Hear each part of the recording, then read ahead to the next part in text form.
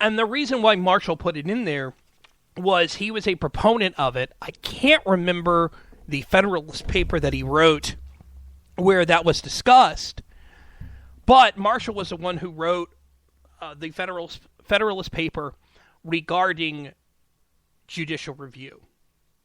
And so every single thing from that is, I mean, that's why he put it in there. Was in Marbury versus Madison, John Marshall put in judicial review. And what Damon Root was arguing is that when it comes to judicial review, conservatives and libertarians need to be willing to go for things that discuss or that promote freedom and liberty, and not just from a social standpoint,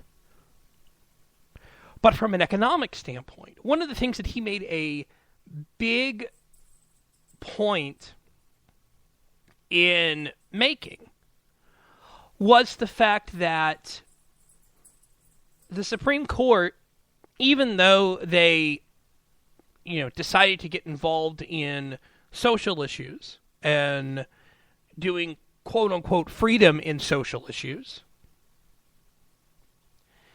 they haven't been willing to do freedom and liberty in economic issues. And that's what needs to be done. And that's what they need to do, is to remember the right of contract, life, liberty, property, life, liberty, pursuit of happiness, which the country was founded on. So I think that that is a really good point that he made, Root made, in his book Overruled. Now, I know what some people are going to say, especially some who aren't of my more libertarian beliefs, I'm sure listeners say, but wait, what about monopolies? What about monopolies? Well, the thing that needs to be pointed out, and that Root actually points out, is the fact that these monopolies kind of came about because the government got involved in business. And the government said, like there was a case out of Louisiana where the slaughterhouse case, where Louisiana gave a contract, or New Orleans, I think, gave a contract to one slaughterhouse. Basically, it was going to put all the rest of them out of business, because they were like, all right, you're the slaughterhouse, you're the ones who's going to do it. And so there was a lawsuit over it. And what Root is pointing out is the fact that in that type of situation, the monopoly came about because of involvement by the government. Now, this actually leads to the other book that I'm reading, and this is a really hard book. I'm going to tell you guys, this is really, really hard to read because it's so stilted in dialogue. The Road to Serfdom by F.A. Hayek. I'm reading this for the first time. And like I said, it's really hard to read because the dialogue is just, it's really hard. But Hayek makes the exact same point about monopolies, where he says that monopolies came about because the government got involved in business. So I thought it was really interesting that you have Damon Root make this point in his book on the Supreme Court, and F.A. Hayek make the same comments in The Road to Serfdom. Now, if you want a little easier version of The Road to Serfdom to read, from a historical standpoint, if you want to learn about that stuff, read Wolfgang Schivelbusch's 3 New Deals. Wolfgang Schivelbusch's 3 New Deals, which basically compares FDR's New Deal to Nazi Germany to fascist Italy, and how they're pretty much the same as the Soviet Union. That's a really interesting read. That's a book I'm going to have to reread, and I have to thank Jonah Goldberg for telling me to read that. We're going to take a quick break. When we come back, we're going to talk a little bit we're going to keep on this deal of the government getting involved in people's business with bag fees and hoodie bans. And then at the bottom of the hour, Amanda McAllister will join us. She of The Edge of Anarchy, which starts Monday. Yes, Monday at 9 p.m. Eastern. We'll be right back after this. This is Saturday Night Cigar Lounge here on Vigilant Liberty Radio. I'm your host, Taylor Millard. We'll be right back. This is the Pint-Sized Pundit, and I am here to tell you that anything Taylor says on Saturday Night Cigar Lounge is his opinion and his opinion only. He does not speak for his employer, his employer's employer, or anyone else. He especially doesn't speak for Liz unless she says so.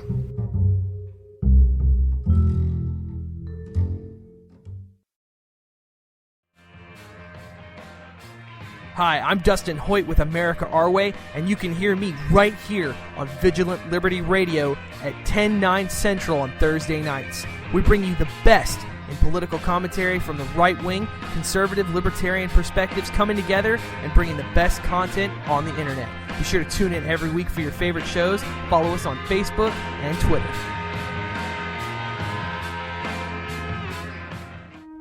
Hi, this is Jason Dibbler, co-host of Q with a View, heard every Tuesday night at 9 p.m. Eastern Time on FTR Radio. Right now, FTR needs your help in making the jump into the 21st century through some long-needed equipment upgrades. This is where you, the great and loyal listeners of Great Conservative Talk Radio, can really lend a hand. Visit GoFundMe.com/helpupgradeFTR right now. Your assistance, no matter how small, will help to ensure that FTR can continue to offer some of the best conservative radio on the interwebs. Your donation of $50 gets you up to 60 seconds of airtime on FTR radio 4 times. For $100, your ad will run 10 times, or if you don't want to run an ad, you can have 30 minutes of FTR airtime to talk about anything you want. There are other thank yous for other levels of giving as well, but those are some pretty great offers. We hope you'll consider making a small donation to help keep quality conservative talk radio alive and thriving on the internet. Visit GoFundMe.com/helpupgradeFTR today. Thank you.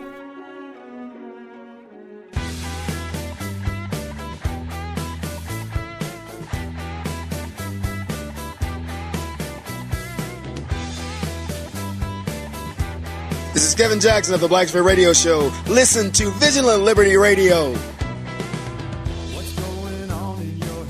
And back here on Saturday Night Cigar Lounge, here on Vigilant Liberty Radio. I am your host, Taylor Millard. Thanks for being here. Coming up at the bottom of the hour, Amanda McAllister, who is going to be the host of Edge of Anarchy starting Mondays, is going to join us. We'll probably discuss hoodies and the bag ban a little bit more too, but I wanted to at least get my thoughts on it from the very beginning.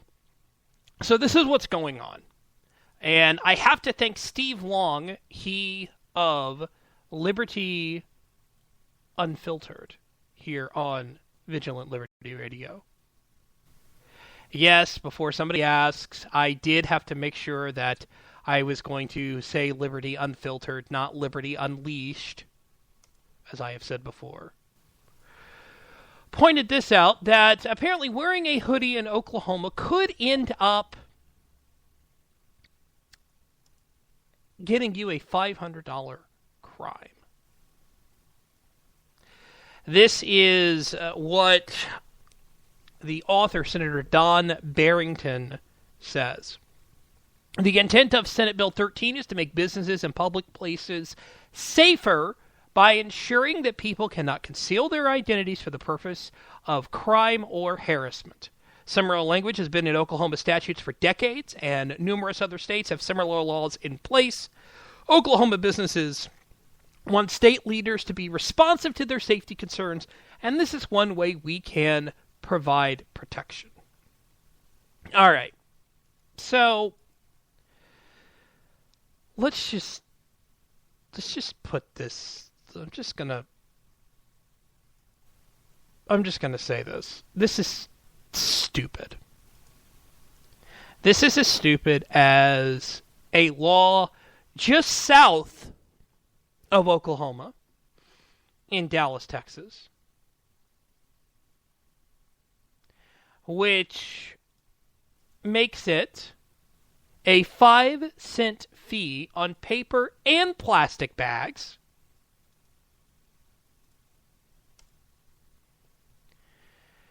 a 5-cent fee on paper and plastic bags.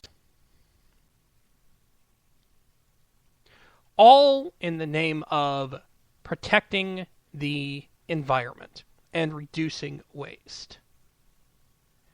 Now, what is the difference between these two laws? Actually, not much. Because they both talk about protection. They both talk about trying alleged protection. But see, here's the problem, though. Here's the problem when it comes to the hoodie ban in Oklahoma.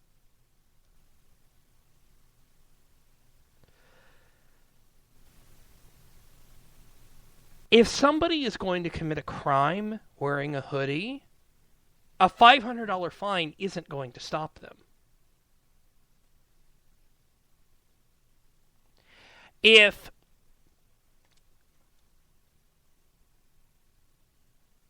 it's not going to stop them. They're going to commit it no matter what. Gun control laws are exactly the same here. In Dallas, with the paper and plastic bag thing to protect the environment, we just lost Fishy. That's not good. Fishy, come back!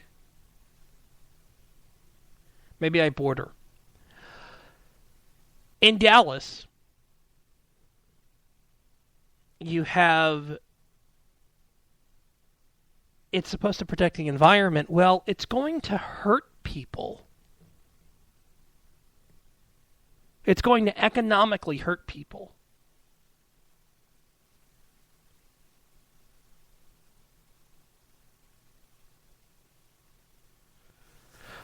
Randy, can you give me a link to what's going on at Castleton Square Mall, please? I know you posted something early, but I need you to post something again, please. But what this is doing, this law is supposed to do to protect the environment, it's going to hurt people more. This is who it's going to hurt, okay? It's going to hurt the small business stores,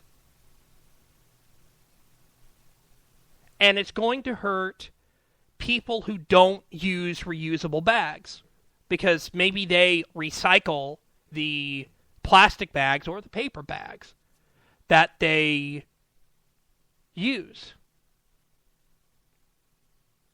Now, why is it going to hurt the small businesses? Well, the small businesses can't afford to get close to